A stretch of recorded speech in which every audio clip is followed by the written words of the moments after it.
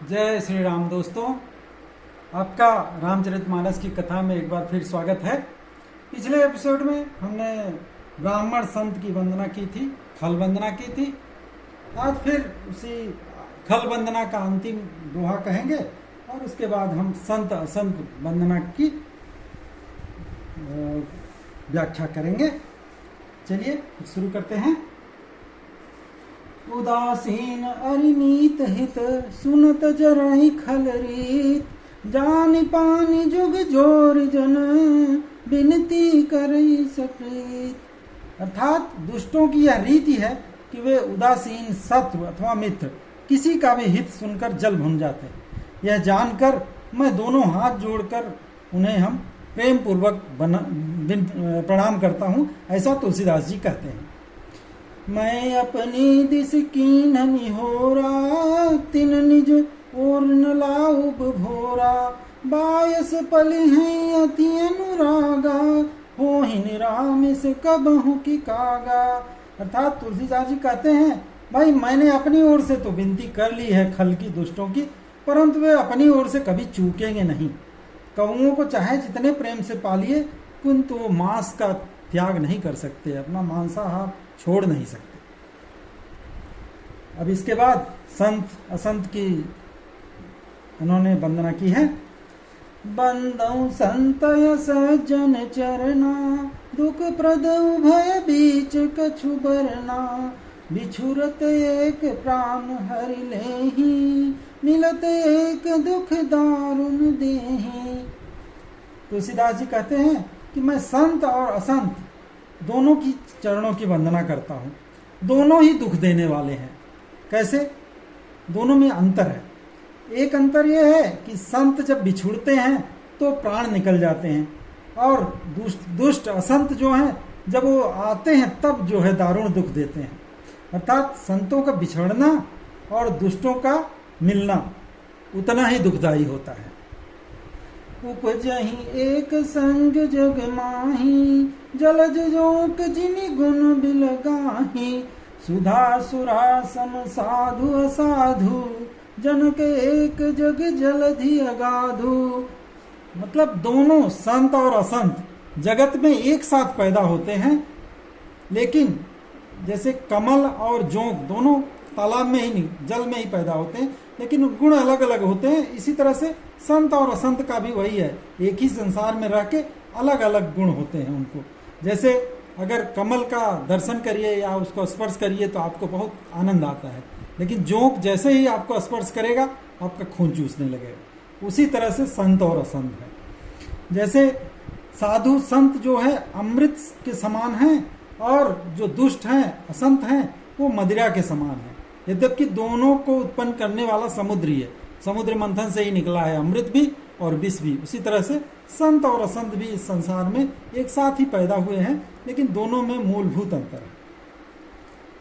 भलयन भल निज निज कर तूती लहत सुजस अपलोक विभूति सुधा सुधा कर सुर सरि साधु गरलयनल कलि में सरि ब्याधु गुण अवगुण जानत सब कोई जो जहि भावनीक तेहि सोई। तुलसीदास जी कहते हैं कि भले और बुरे अपनी अपनी करनी के अनुसार यश पाते हैं और अपयश पाते हैं। अच्छे लोग यश पाते हैं और बुरे लोग अपयश पाते हैं।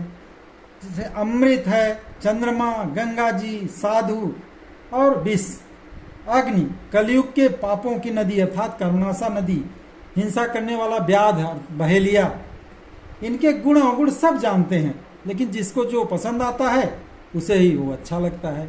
सबको अच्छी चीज़ अच्छी नहीं लगती और बुरी चीज़ कई लोगों को अच्छी लगती है।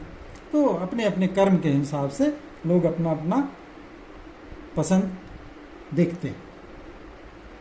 भलो भलाई पैल है लहई निचाई नीच सुधा सराही अमरता गरल सराही अमीच। अर्थात तुलसीदास जी कहते हैं कि भला जो है, भला आदमी जो है वो भलाई ग्रहण करता है, और नीच आदमी जो है वो नीचता ग्रहण करता है, गलत कामों को धारण करता है। जैसे अमृत की सराहना कैसे की जाती है कि वो कितना अच्छा है, कितनी अमरता देता है। और उसी जगह विष की सराहना कब की जाती है? जब वो कितने जल्दी मार देता है, तब कहते हैं बड़ा बड़ा भयंकर विष था, है ना। तो उसी तरह से भला अच्छा आदमी जो है अच्छी चीज लेता है, और जो खराब आदमी है वो खराब चीज लेता है। खल अग अगुण साधु गुण गाहा, उभय अपार उदधि अवगाहा, तही ते कछु गुण दोष बखाने, संग्रह त्याग न बिनु पहचाने। तुलसीदास जी कहते हैं कि दुष्टों के पापों और अवगुणों और साधुओं की गुणों की कथाएं दोनों ही अपार और अथाह है, दोनों बहुत अत्यंत है, जैसे समुद्र की तरह ये हैं दोनों ही, दुष्टों के गुण, दुष्टों के पाप और संतों के गुण। लेकिन तुलसीदास जी कहते हैं कि मैंने अपने विवेक के हिसाब से कुछ गुण दोष का यहाँ वर्णन किया है, क्योंकि बिना पहचाने उनका ग्रहण या त्याग नहीं हो सकता। जब तक आप ये पहचानेंगे नहीं कि क्या अमृत है, क्या विष है, क्या अच्छा है, क्या बुरा है, तब तक आप जो है अच्छाई और बुराई में भेद नहीं कर पाएंगे। भले उपोच सब विधि उपजाए, गनि गुण दोष वेद बिल गाए, कहीं वेद इतिहास पुराना, विधि प्रपंच गुण अवगुण साना। भला और बुरा सभी चीज जो है ब्रह्मा जी ने ही पैदा किया है, पर लेकिन गुण और दोषों को विचार कर वेदों ने उनको अलग अलग किया हुआ है कि क्या गुण है, क्या दोष है, क्या अच्छा है, क्या बुरा है। वेद, इतिहास और पुराण कहते हैं कि दोनों की सृष्टि ब्रह्मा ने ही की है, ब्रह्मा ने ही इस सृष्टि की रचना की है, और ये सृष्टि भलाई और बुराई से भरी पड़ी हुई है, पटी हुई है।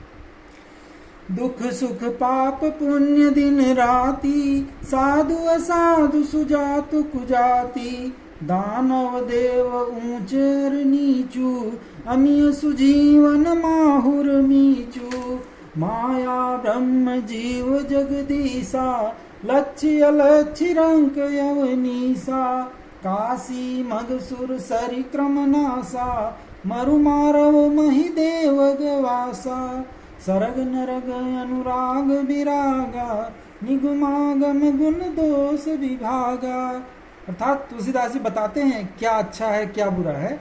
दुख सुख, पाप पुण्य, दिन रात, साधु असाध, सुजात कुजात, मतलब अच्छे लोग बुरे लोग, दानव देवता, ऊंच नीच, अमृत विष, सुजीवन अर्थात सुंदर जीवन, जीवन और मृत्यु, माया और ब्रह्म, जीव और ईश्वर, संपत्ति और गरीबी दरिद्रता, रंक और राजा, भिखारी और राजा, काशी और मागध।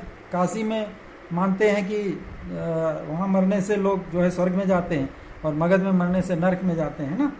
गंगा पापों को नाश करने वाली, कर्मनाशा जो कि पुण्यों का नाश करती है, मारवाड़ मालवा, ब्राह्मण कसाई, स्वर्ग नरक, अनुराग बैराग, ये सभी पदार्थ जो है ब्रह्मा की सृष्टि में अवेलेबल है, अच्छे से सब कुछ यहाँ पे उपस्थित है।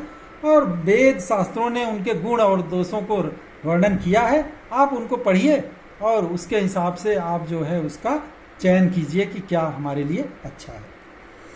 जड़ चेतन गुण दोषमय, विश्व कीन करतार, संत हंस गुण गहाई पय, परिहरि बारी विकार।